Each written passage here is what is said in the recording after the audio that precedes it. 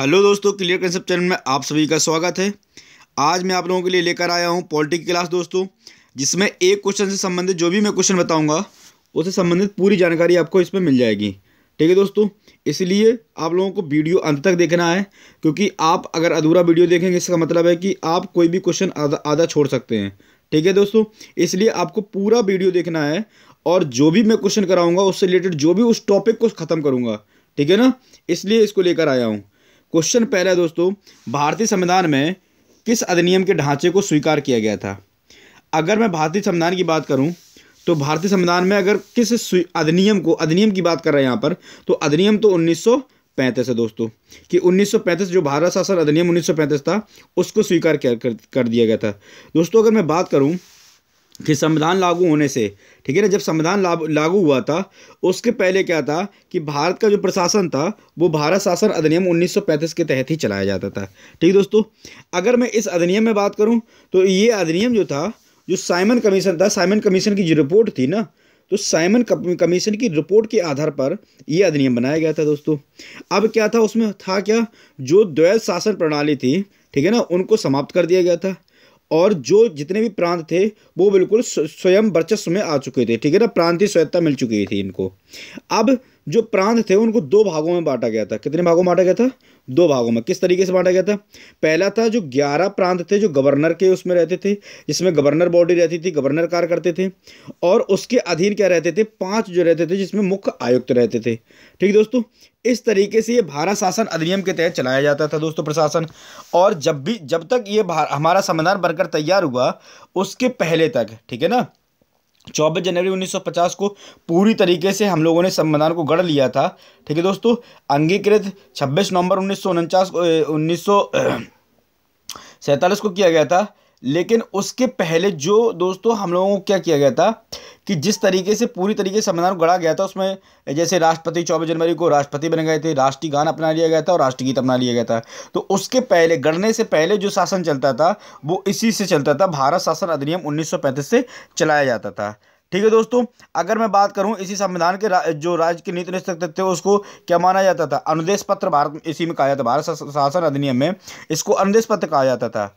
और अगर मैं बात करूं इसमें कुछ टीका टिप्पणी भी की गई थी, क्योंकि इसको जो स्वीकार किया गया था जब भारतीय राष्ट्रीय कांग्रेस का लखनऊ अधिवेशन हुआ था 1936 में। कब हुआ था? 1936 में जब लखनऊ अधिवेशन हुआ था, ठीक है ना, तो भारत शासन अधिनियम को यहाँ पर क्या कर दिया गया था? अस्वीकार कर दिया गया था। ठीक है ना, जब ये बात रखी गई थी आगे 1936 में तो इसको अस्वीकार कर दिया था। और जवाहरलाल नेहरू ने एक बात कही थी। क्या कहा था जवाहरलाल नेहरू ने? उन्होंने कहा था कि ये कैसा है, एक दास्ता का चार्टर है। क्या है? दास्ता का चार्टर है, जो अंग्रेज लोग थे ना उनके अधीन ये बनाया गया था और ये साइमन कमीशन की रिपोर्ट पर बनाया गया था। तो ये एक तरीके से क्या है, दास्ता का चार्टर है, या ऐसे कहो कि गुलामी का अधिकार पत्र है। ठीक है ना, और उन्होंने ये भी कहा इनके बारे में कि ये क्या है कि एक कार जिसमें ब्रेक तो हैं पर इंजन नहीं है। ये बात किसने कही थी? जवाहरलाल नेहरू ने। किससे संबंधित कही थी? भारत शासन अधिनियम 1935 से संबंधित इस बात को कहा गया था। क्योंकि कई बार पूछ लिया जाता है, इसे कथन दे दिया जाता है कि दास्ता का चार्टर या गुलामी का अधिकार पत्र किसे कहा जाता है, तो ये किससे संबंधित है? भारत शासन अधिनियम 1935 से संबंधित है। ये कथन किसका है? तो दोस्तों ये कथन जवाहरलाल नेहरू का है। ठीक है दोस्तों, तो ये था इसमें किससे संबंधित, 1935 से संबंधित, जो आपको जानकारी पूरी दे दी गई है। अगर मैं इसमें बात करूं दोस्तों तो 1935 से जो चीज़ें उठाई गई थी उसके बाद जो संविधान हमारा बनाया गया था, एक्चुअली अगर देखा जाए तो 60 देशों के संविधान को पढ़कर इसके बाद संविधान बनाया गया था। जो ड्राफ्ट कमेटी बनाई गई थी, प्रारूप समिति बनाई गई थी 7 सदस्य, जिसमें अध्यक्षता डॉक्टर भीमराव अम्बेडकर को दी गई थी। तो उसमें जो ड्राफ्ट कमेटी बनाई गई थी उसने 60 देशों के संविधान को पढ़ा था। जिसमें अगर मैं मैन बात कर लूँ अगर, तो यूएसए से जो मौलिक अधिकार हैं, ह्यूमन राइट्स हैं, ठीक है ना, जो 12 से 35 भाग 3 में दिया गया है। कौन से? पार्ट 3 में, आपके पार्ट 3 में दिया गया है। पार्ट 3 में मौलिक अधिकार जो दिए गए हैं, ये पार्ट 3 में जो मौलिक अधिकार दिए गए हैं ये कहाँ से लिए गए हैं? अमेरिका से लिए गए हैं। प्रस्तावना भी किससे ली गई है? अमेरिका से ली गई है। जनहित याचिका जो PIL है, क्या है? PIL पब्लिक इंटरेस्ट लिटिगेशन जो है, जो जनहित याचिका है, वो भी किससे ली गई है? आपके USA से ली गई है। ठीक है ना दोस्तों। राष्ट्रपति को हटाने के लिए जो महाभियोग लगाया जाता था, आर्टिकल नंबर 61 के तहत जो राष्ट्रपति को हटाया जाता है, उससे जो महाभियोग लगाया गया था वो भी कहाँ से लिया गया है? USA से लिया गया था। और राष्ट्रपति जो होता है वो सेना का कैसा होता है? सर्वोच्च होता था, सर्वोच्च सेनापति कहा जाता है। ठीक, देश का प्रथम नागरिक। लेकिन राष्ट्रपति सेना का सर्वोच्च सेनापति होता है, ये कहाँ से लिया गया था? ये लिया गया था USA से। ठीक है दोस्तों। उसके बाद अगर मैं बात करूं तो जो लिखित संविधान था, क्योंकि विश्व का सबसे पहला लिखित संविधान कौन सा है? तो ये है USA का। अगर मैं बात करूं विश्व का लिखित सबसे बड़ा लिखित संविधान कौन सा है? तो वो इंडिया का है। विश्व का सबसे बड़ा लिखित संविधान किसका है? वो है आपका इंडिया का। और विश्व का सबसे पहला लिखित संविधान किसका है? वो है USA का। ठीक है ना दोस्तों। उसके बाद अगर बात करी जाए कि कानून के समान संरक्षण का सिद्धांत, ये भी किससे लिया गया? आपके ये USA से लिया गया था। ठीक है दोस्तों। इसके बाद जापान से लिया गया था विधि द्वारा स्थापित प्रक्रिया। क्योंकि दो चीज़ें हैं भारत में, जो है भारत में क्या किया गया था? भारत में जो है वो विधि द्वारा स्थापित प्रक्रिया है। लेकिन यही बात मैं अमेरिका को कंपेयर करूं तो अमेरिका में क्या है? भारत की देय प्रक्रिया। ठीक है ना, सॉरी, विधि की देय प्रक्रिया। ठीक है ना। और भारत में क्या है? विधि द्वारा स्थापित प्रक्रिया। ये विधि द्वारा स्थापित प्रक्रिया लिया कहाँ से गया था? ये लिया गया था जापान से। उसके बाद अगर मैंने बात करूं आयरलैंड से, तो आयरलैंड से राज्य के नीति निर्देशक तत्व लिए गए हैं। क्या लिए गए हैं? नीति निर्देशक तत्व लिए गए हैं। उसके बाद अगर मैं फ्रांस से बात करूं तो फ्रांस से गणतंत्र लिया गया था। ठीक है ना। उसके बाद स्वतंत्रता, 3 शब्द लिए गए थे। क्या? स्वतंत्रता, समानता और बंधुत्व। बंधुत्व मतलब भाईचारे की भावना। ठीक है ना। 3 शब्द, स्वतंत्रता, समानता और बंधुत्व। ये 3 कहाँ से लिए गए थे? फ्रांस से लिए गए थे। दक्षिण अफ्रीका से संविधान संशोधन की प्रक्रिया ली गई थी। जो संविधान संशोधन आर्टिकल नंबर 368, कौन सा? आर्टिकल नंबर 368 संविधान संशोधन की बात की गई है। ये संविधान संशोधन कहाँ से लिया गया है? ये लिया गया है दक्षिण अफ्रीका से। अगर मैं बात करूँ ऑस्ट्रेलिया से, तो ऑस्ट्रेलिया से सम्मति सूची कंकरेंट लिस्ट जो थी वो भी ली गई थी। संसद की जो संयुक्त बैठक चलती है, तो संयुक्त बैठक भी कहाँ से ली गई है? ऑस्ट्रेलिया से ली गई थी। और भारत की जो प्रस्तावना है वो भी कहाँ से ली गई है? ऑस्ट्रेलिया से ली गई है। इसके बाद अगर मैं बात करूं कि ब्रिटेन से क्या क्या लिया गया है, तो ब्रिटेन से विधि के समक्ष समता, पहले जो 14 आर्टिकल है विधि के समक्ष समता एवं समानता। ठीक है ना। तो ये लिया गया है। निर्वाचन आयोग कहाँ से लिया गया था? USA से लिया गया था। संसदीय प्रणाली जो है वो भी कहाँ से ली गई है? वो कहाँ से ली गई है? आपकी ब्रिटेन से ली गई है। अगर मैं बात करूं कि जो ब्रिटेन का संविधान है ना, उसको क्या कहा जाता था? विश्व की सभी संविधानों की जननी कहा गया है। किसको कहा गया है? ये इंग्लैंड के संविधान को कहा गया था। ठीक है दोस्तों। एकल नागरिकता जो थी ना, भारत में एकल नागरिकता है 5 से 11 वाले 5 से 11 आर्टिकल में। कौन से? 5 से 11 आर्टिकल भाग नंबर 2 में कौन सा दिया गया? नागरिकता। तो एकल नागरिकता, क्योंकि भारत में एक ही नागरिकता है। कैसी नागरिकता है? कि सभी कैसे हैं? भारतीय, इंडियन है। ठीक है ना। ऐसा नहीं है कि अगर उत्तर प्रदेश वाला है और एक आंध्र प्रदेश का है, दोनों कहे क्या जाएंगे? इंडियन कहे जाएंगे। सबके पास अलग अलग नागरिकता नहीं है। ये बात किसमें कहाँ से ली गई थी? ब्रिटेन से ली गई थी। जैसे यही मैं अगर कंपेयर करूँ आपको USA से, तो USA में क्या है? डुअल नागरिकता है, दोहरी नागरिकता। एक तो स्टेट की नागरिकता मिलती है जिस राज्य का है वो। ठीक है ना। उसके बाद एक देश की नागरिकता, USA की नागरिकता मिलती है उसको। ठीक है ना। और अगर मैं बात करूं कि लोकसभा का अध्यक्ष स्पीकर का जो पद होता है वो भी क्या होता है? कहाँ से लिया गया? ब्रिटेन से लिया गया है। राष्ट्रपति सांकेतिक प्रमुख होता है, क्योंकि सारे कार्य कौन करता है? कार्यपालिका जितने भी कार्य होते हैं प्रधानमंत्री करता है, मंत्रिमंडल करती है। लेकिन राष्ट्रपति एक सांकेतिक प्रमुख होता है। पहला कौन होता है देश का? प्रथम नागरिक कौन होता है? वो राष्ट्रपति होता है। ये कहाँ से लिया गया था? ये लिया गया था ब्रिटेन से लिया गया था। ठीक है दोस्तों। अगर मैं जर्मनी की बात करूँ तो आपातकाल जो था, आपातकाल कहाँ से लिए गए थे? जर्मनी से लिए गए थे। ठीक है ना। उसके बाद अगर रूस की बात करूं तो रूस से मौलिक कर्तव्य लिए गए थे।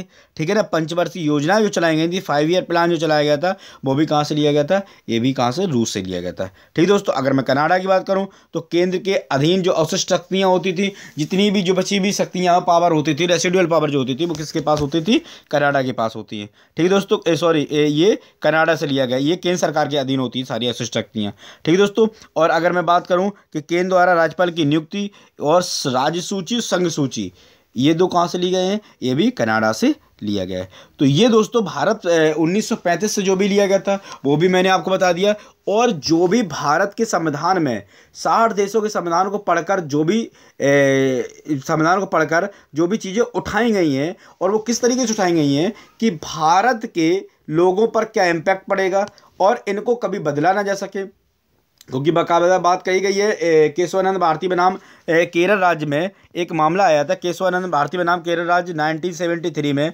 उसमें एक बात कही गई थी कि भारत के मूल संविधान में, जो मूल संविधान है उसमें कोई भी कटौती नहीं की जा सकती है। यदि कुछ जोड़ना होगा तो संशोधन के तहत जोड़े जाएंगे। इसीलिए अगर बात पूछी जाए आपसे कि टोटल आर्टिकल कितने, तो 395 आर्टिकल हैं, ठीक है दोस्तों। लेकिन आपको कहीं 396 आर्टिकल देखने को मिलेंगे, नहीं मिलेंगे। क्या 397 मिलेंगे? नहीं मिलेंगे, ठीक है दोस्तों, क्योंकि इन्हीं के तहत जो कुछ जोड़ना होगा वो जोड़ा जाएगा, ठीक है ना, इन्हीं के अंदर जोड़ा गया। इसी तरीके से 465 आर्टिकल हो गए आपके, ठीक है दोस्तों। 22 भाग थे तो 25 भाग हो गए, ठीक है ना, एक नष्ट हो गया था, 4 बढ़े थे आपको, ठीक है ना दोस्तों। तो इस तरीके से इससे संबंधित जितनी भी आपको जानकारी थी वो मैंने आपको मुहैया करा दी है, ठीक है दोस्तों। इस तरीके से भारत का संविधान गढ़ा गया था।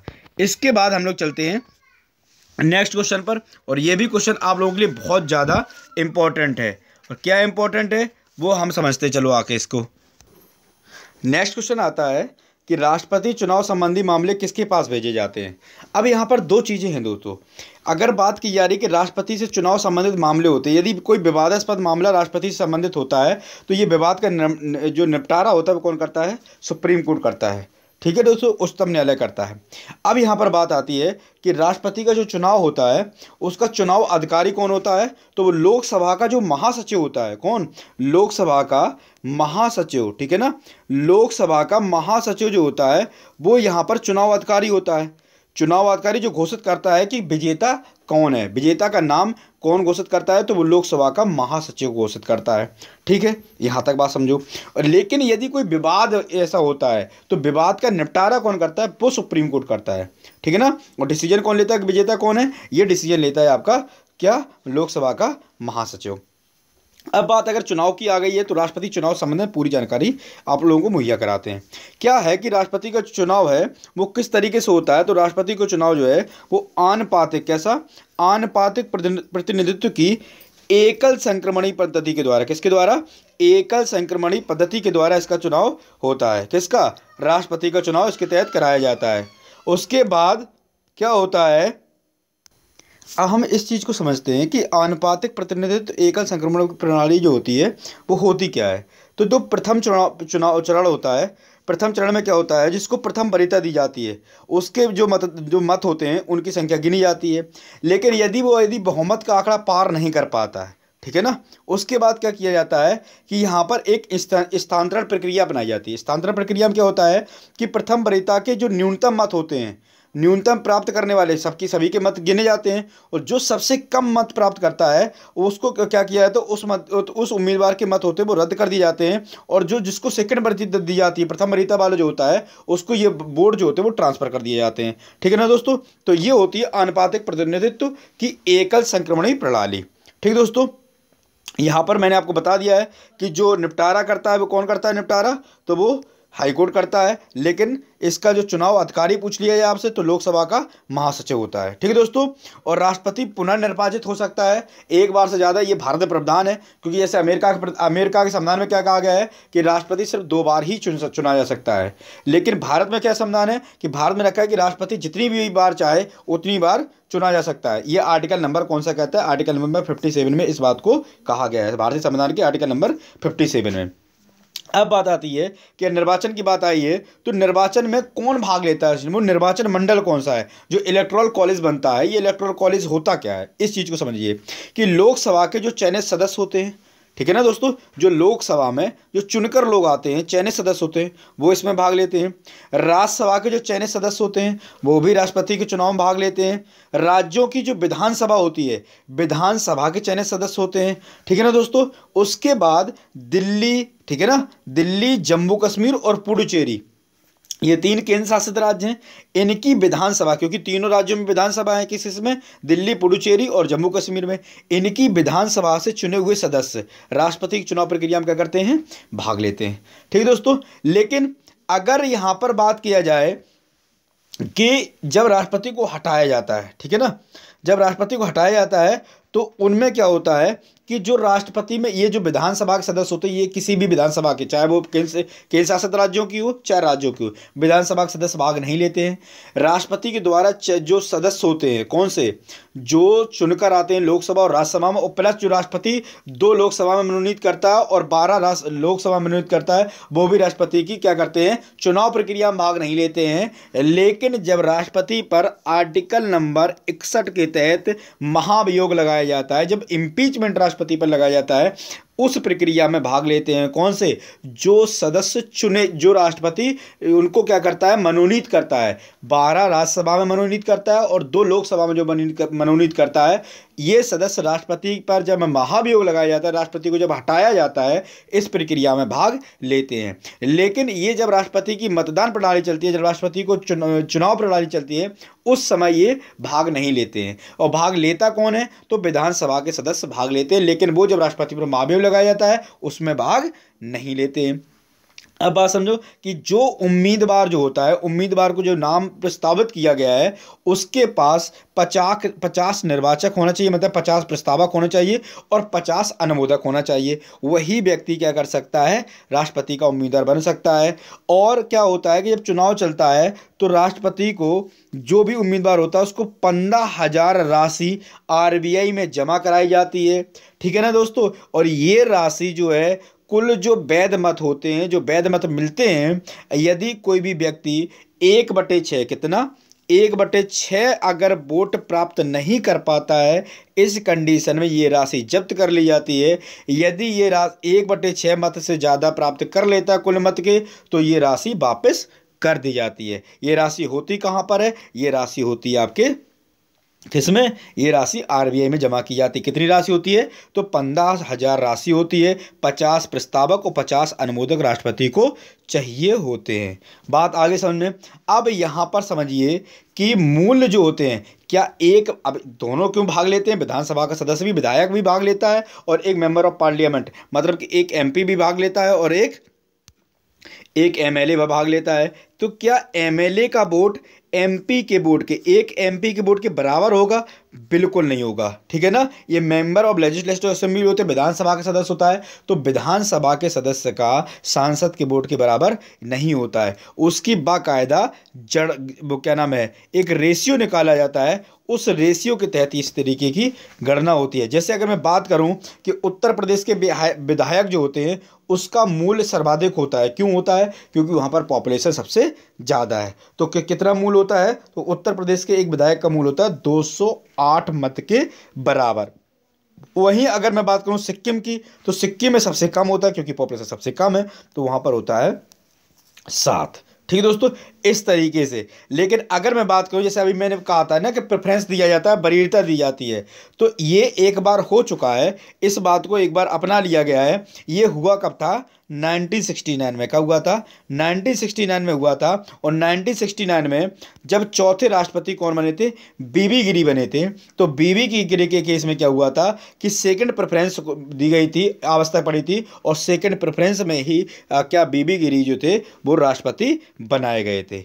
आगे बात समझें। अगर मैं राष्ट्रपति की बात करूं तो राष्ट्रपति की शपथ कौन दिलाता है, तो राष्ट्रपति को शपथ दिलाता है कौन, वरिष्ठ न्यायाधीश या CJI, chief justice of India, मुख्य न्यायाधीश राष्ट्रपति को क्या दिलाता है, शपथ दिलाता है। राष्ट्रपति अपना त्यागपत्र किसको देता है, तो राष्ट्रपति अपना त्यागपत्र देता है उपराष्ट्रपति को। ठीक है ना दोस्तों। राष्ट्रपति को अगर मैं बात करूं तो वेतन मिलता है 5 लाख रुपए और पेंशन मिलती है 2.5 लाख रुपए प्रति माह। आगे बात समझने। यहाँ पर अगर मैं बात करूँ चुनाव प्रणाली की बात ही चल रही है, तो चुनाव में जो मतपत्र होता है, तो जो सांसद होता है ना, सांसद जो मेंबर ऑफ पार्लियामेंट होता है, वो कौन सा, हरे रंग का, किसका, हरे रंग का जो चुनाव जो मतपत्र होता है हरे रंग का यूज करता है। और जो विधायक होता है उसका होता है गुलाबी। कैसा होता है, गुलाबी। गुलाबी किसका होता है, ये होता है MLA का और ये होता है MP का, सांसद का।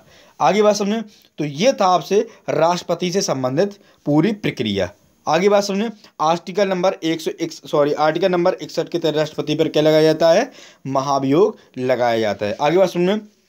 अगर मैं बात करूं कि देश का प्रथम नागरिक कौन होता है, तो देश का प्रथम नागरिक राष्ट्रपति होता है।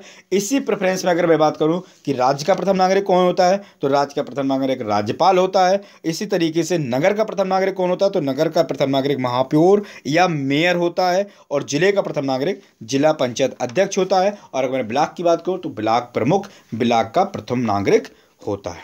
ठीक है दोस्तों, यहाँ तक बात थी कि राष्ट्रपति की बात चल रही थी।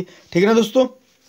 और अगर राष्ट्रपति की प्रेफरेंस में मैं बात करूं तो राष्ट्रपति के प्रेफरेंस में जो प्रेजेंट टाइम राष्ट्रपति कौन है, तो ये प्रेजेंट टाइम राष्ट्रपति हैं डॉक्टर रामनाथ कोविंद। ठीक है दोस्तों, रामनाथ कोविंद प्रेजेंट टाइम राष्ट्रपति हैं। ऐसे जो कार्यवाहक के रूप में राष्ट्रपति के पास संभाला था वो थे बीबी गिरी थे। जब जाकिर हुसैन की 1969 में डेथ हो गई थी कार्यकाल में ही, तो इन्होंने पद संभाला था। किसने? ये इस बीबी गिरी आए थे। बीबी गिरी ने त्यागपत्र दे दिया था। उपराष्ट्रपति थे बीबी गिरी उस समय, तत्कालीन उपराष्ट्रपति थे। उपराष्ट्रपति बस इन्होंने इस्तीफा दे दिया था। जब इनको राष्ट्रपति बनाया गया था तो इन्होंने इस्तीफा दे दिया था। और यहीं पर एकमात्र मुख्य न्यायाधीश जो मुख्य न्यायाधीश रहते हुए क्या किया था, राष्ट्रपति पद पर सुशोभित हुए थे, वो कौन थे? मोहम्मद हिदायतुल्लाह। कौन थे? मोहम्मद हिदायतुल्लाह। 1969 में कार्यवाहक राष्ट्रपति के रूप में इन्होंने काम संभाला था, जबकि ये क्या थे? सीजीआई थे। क्योंकि हम लोगों को ज्ञात हो, तो आप लोगों को ज्ञात हो कि जब राष्ट्रपति पद पर नहीं रहता, राष्ट्रपति अपना त्यागपत्र दे देता है, तो राष्ट्रपति उपराष्ट्रपति उसको पद को संभालता है। और यदि उपराष्ट्रपति भी ना हो तो इस मामले में कौन होता है कि जो सीजीआई होता है, जो मुख्य न्यायाधीश होता है देश का सर्वोच्च न्यायालय का, वो मुख्य न्यायाधीश उस पद पर सुशोभित होता है। और उसी प्रेफरेंस में यहाँ पर मोहम्मद एम हिदायतुल्लाह ने पद संभाला था।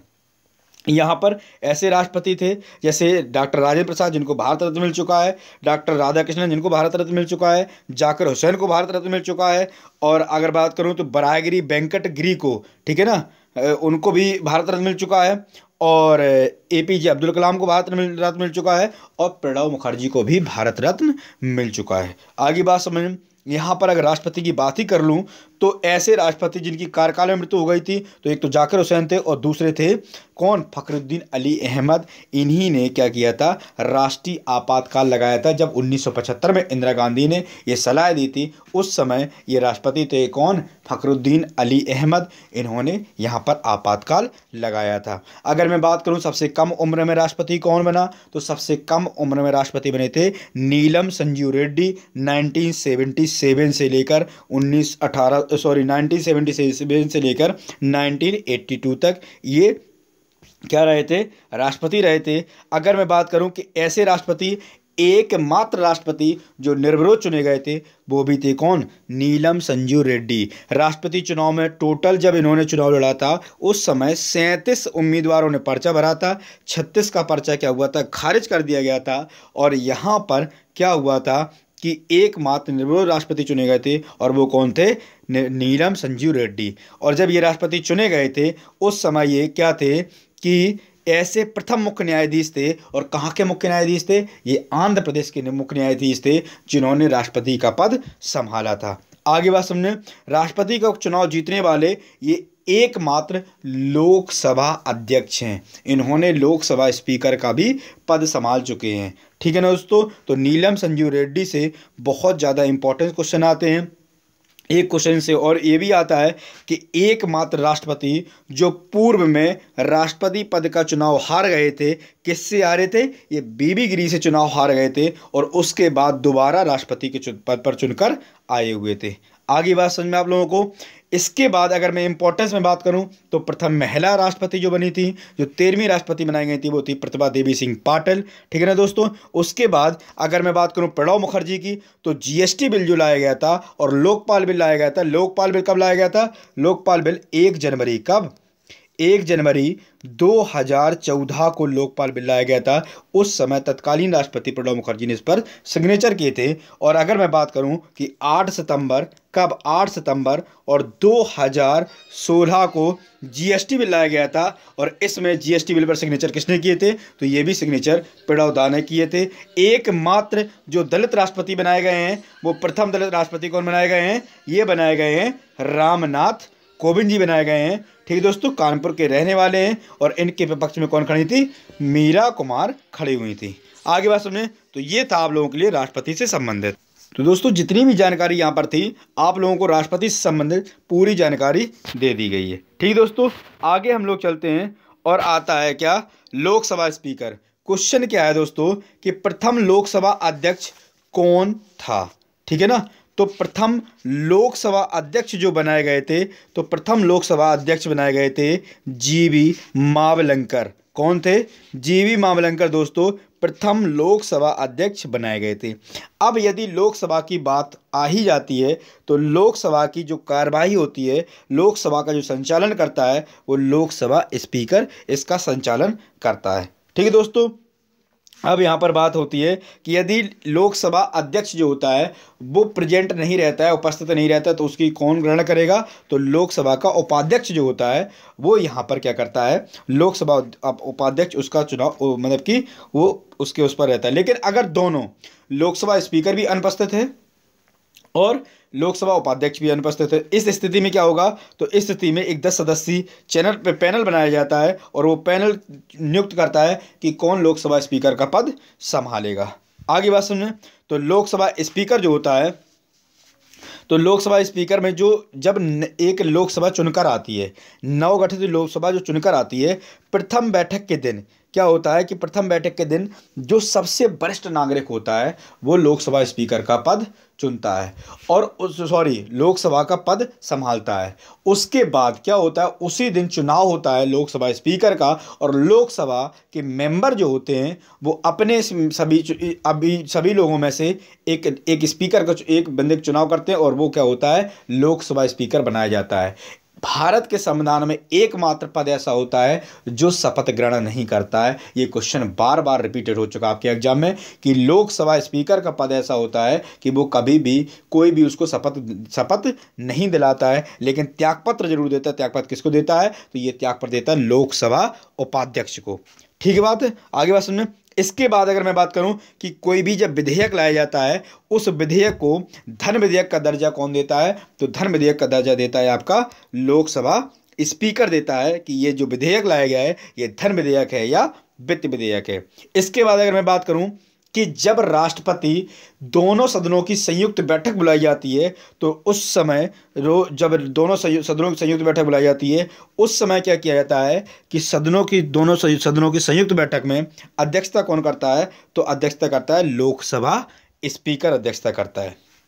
आगे बात समझ में, तो लोकसभा को अगर हटाना है, अब जो लोकसभा का अध्यक्ष होता है इसको हटाया कैसे जाता है? तो ये भी आप समझ लो कि 14 दिन पहले इसको नोटिस देना होता है। कम से कम 50 समर्थन होना चाहिए। जो भी इसके खिलाफ, लोकसभा स्पीकर के खिलाफ जब प्रस्ताव लाता है उससे पहले उसके 50 समर्थक होना चाहिए। उसके बाद बुलाता है, त्यागपत्र किसको देता है? उपसभा सदस्य उपाध्यक्ष को ये क्या करता है, ये अपना इस्तीफा देता है। अगर मैं बात करूं प्रथम भारतीय अध्यक्ष कौन बनाए गए थे? जो 1925 में जब विधायिका गठित की गई थी, ठीक है ना, 1925 जब विधायिका गठित की गई थी उस समय विट्ठल भाई पटेल कौन बनाए गए थे? विट्ठल भाई पटेल प्रथम भारतीय अध्यक्ष बनाए गए थे। उसके बाद कौन से थे आपके? गणेश, जो जीवी मावलंकर हैं, ये गणेश वासुदेव मावलंकर थे जो 1952 में जब पहली लोकसभा गठित होकर आई थी उसकी अध्यक्षता की थी गणेश वासुदेव मावलंकर ने। ठीक है ना दोस्तों। प्रथम लोकसभा के प्रथम उपाध्यक्ष जो थे वो कौन बनाए गए थे? तो अनंत सैनाम अयंगर। कौन थे? अनंत सैनाम अयंगर जी जो थे वो उपाध्यक्ष बनाए गए थे। और अगर मैं बात करूं एकमात्र अध्यक्ष, जो मैं अभी पहले बता गया हूं राष्ट्रपति वाले क्वेश्चन में कि एकमात्र अध्यक्ष जो राष्ट्रपति बनाए गए थे वो थे नीलम संजीव रेड्डी। और अगर मैं बात करूं कि सबसे अधिक कार्यकाल किस लोकसभा स्पीकर ने किया है, तो सबसे अधिक कार्यकाल जो रहा है वो रहा है बलराम जाखड़ का। कब तक उन्होंने पद निभाया था? 1980 से 1989 तक ये पद किसने निभाया था? बलराम जाखड़ ने, जो अभी तक का सबसे बड़ा पद था। ठीक है दोस्तों। अगर मैं बात करूं कि प्रथम दलित अध्यक्ष कौन बनाया गया था, तो प्रथम लोकसभा अध्यक्ष दलित जो था वो थे GM बाल योगी। और अगर मैं इसी सीरीज में बात करूं कि प्रथम महिला उपाध्यक्ष किसको बनाया गया था, तो प्रथम महिला उपाध्यक्ष बनी थी मीरा कुमार। ठीक है ना। प्रेजेंट टाइम पर जो 2019 में 17वीं लोकसभा जो चुनकर आई है उसके अध्यक्ष हैं ओम बिरला। आगे बात समझ में। तो यहाँ पर आपको लोकसभा स्पीकर से संबंधित पूरी जानकारी मुहैया करा दी गई है। ठीक है दोस्तों, इसका मतलब है कि लोकसभा अध्यक्ष से संबंधित जो भी आपको जानकारी चाहिए होगी आपको एग्जाम से रिलेटेड, वो आपको इस क्वेश्चन में पूरी मुहैया आपको करा दी गई है। ठीक है दोस्तों, नेक्स्ट क्वेश्चन की तरफ बढ़ते हैं, देखते हैं नेक्स्ट क्वेश्चन क्या है। और यहाँ पर नेक्स्ट क्वेश्चन है कि प्रथम बार भारत राष्ट्रपति शासन कब लागू किया गया था। तो दोस्तों अगर इसमें बात करूं तो प्रथम बार राष्ट्रपति जो शासन लगाया गया था वो 20 जुलाई 1951 को राष्ट्रपति शासन लगाया गया था। कब लगाया था? 20 जुलाई 1951 में राष्ट्रपति शासन लगा था। और यहाँ पर राष्ट्रपति शासन कब तक लग चुका है? सबसे ज़्यादा प्रथम बार कहाँ लगाया था? तो ये पंजाब में लगाया गया था। और इसी चीज़ में बात करूं कि राष्ट्रपति शासन जो है वो सर्वाधिक बार, मतलब कि सर्वाधिक समय काल तक, मतलब 10 साल तक के लिए राष्ट्रपति शासन लगाया गया था। वो भी कहाँ लगाया गया था? पंजाब में। पहली बार कहाँ लगाया गया? तो पंजाब में। और अगर मैं राष्ट्रपति शासन की बात करूं तो राष्ट्रपति शासन एक साथ सर्वाधिक समय के लिए, ठीक है ना, 6 साल 8 महीना के लिए एक ही बार में लगाया गया। ये कहाँ लगाया गया था? तो जम्मू कश्मीर में लगाया गया। सर्वाधिक बार कहाँ पर लगाया गया? तो 2 जगह ऐसी हैं जहाँ पर सबसे अधिक बार राष्ट्रपति शासन लगा है, और वो कौन है? वो है एक यूपी और दूसरा आपका मणिपुर। कौन सा? मणिपुर और यूपी, 2 ऐसे स्थान हैं जहाँ पर सबसे अधिक बार राष्ट्रपति शासन लगाया गया। कितनी बार लगाया गया? 10 बार लगाया गया। तो यहाँ पर 3 क्वेश्चन बनते हैं। सर्वाधिक समय काल के लिए तो पंजाब है, एक साथ सर्वाधिक समय काल के लिए तो जम्मू कश्मीर है, सर्वाधिक बार कहाँ लगाया है? तो मणिपुर यूपी है। और अभी तक ऐसा राज्य जिसमें अभी तक राष्ट्रपति शासन नहीं लगाया गया है, और वो 2 राज्य हैं। और 2 राज्य कौन से हैं? तो वो छत्तीसगढ़ और एक आपका आंध्र प्रदेश से अलग होकर बना है तेलंगाना। तो छत्तीसगढ़ और तेलंगाना में अभी तक एक भी बार राष्ट्रपति शासन नहीं लगाया गया है दोस्तों। अब अगर शासन की बात आ चुकी है तो राष्ट्रपति की 3 वीटो शक्तियां इसमें होती हैं। राष्ट्रपति की 3 आपातकालीन शक्तियां होती हैं। और वो 3 आपातकालीन शक्तियां कौन कौन सी होती हैं? एक होता है आर्टिकल नंबर 352 के तहत राष्ट्रीय शासन, राष्ट्रीय आपातकाल। राष्ट्रीय आपातकाल में दोस्तों 2 चीज़ें कही गई हैं। एक कहा गया है बाहरी आक्रमण, ठीक है ना, और दूसरा का है आंतरिक अशांति। तो बाहरी आक्रमण की वजह से 2 बार लग चुका है। एक कब लगा था? तो 1962 में जब चीन ने आक्रमण किया था, उस समय ये लगाया गया था। क्या आपका 1962 में आपातकाल लगाया गया था, चीन ने आक्रमण किया था। और उस समय राष्ट्रपति थे कौन से? सर्वपल्ली राधाकृष्णन जो राष्ट्रपति थे, इनके समय में चीन ने आक्रमण किया था और पहली बार आर्टिकल नंबर 352 का उपयोग किया गया था। उसके बाद दूसरी बार जो उपयोग किया गया है वो 1971। कब किया गया है?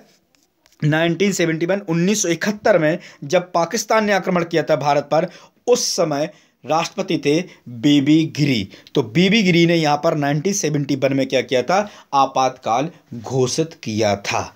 ठीक है ना दोस्तों। उसके बाद अभी मैंने बताया था ना कि आर्टिकल नंबर 350 में 2 विषय वस्तु आती हैं। एक बाहरी आक्रमण, तो 2 बार 1962 1971 में बाहरी आक्रमण की वजह से लगा है। उसके बाद 1975 में 1975 में आंतरिक अशांति की वजह से इंदिरा गांधी उस समय प्रधानमंत्री थी और उन्होंने राष्ट्रपति से इस बात के लिए आह्वान किया था कि राष्ट्रीय आपातकाल लगाया जाए। और उस समय राष्ट्रपति थे फखरुद्दीन अली अहमद। कौन थे? फखरुद्दीन अली अहमद। तो 1975 में एक बार और लगाया गया। तो इस बार अगर मैं बात करूं तो 3 बार, एक 1962, एक 1971 और एक 1975। 3 बार आर्टिकल नंबर 352 जो मैं बात कर रहा हूं, आर्टिकल नंबर 352 राष्ट्रीय आपातकाल 3 बार लगाया जा चुका है। अगर मैं इसी सीरीज में बात करूं तो एक आता है आपका 356 में आता है राष्ट्रपति शासन, जिसके बारे में बता चुका हूं कि राष्ट्रपति शासन कब कब लगाया गया, कहाँ कहाँ लगाया गया। ठीक दोस्तों। इसके बाद एक और आता है, एक आता है आपका वित्तीय आपातकाल। इसका उपयोग अभी तक नहीं किया गया है। ठीक है दोस्तों। किसका? आर्टिकल नंबर 360 जो वित्तीय आपातकाल आता है, इसका उपयोग नहीं किया गया है। ये तो आपको पता ही है कि 356 जो है राष्ट्रपति शासन है, इसका उपयोग कई बार हो चुका है। आगे बात समझें।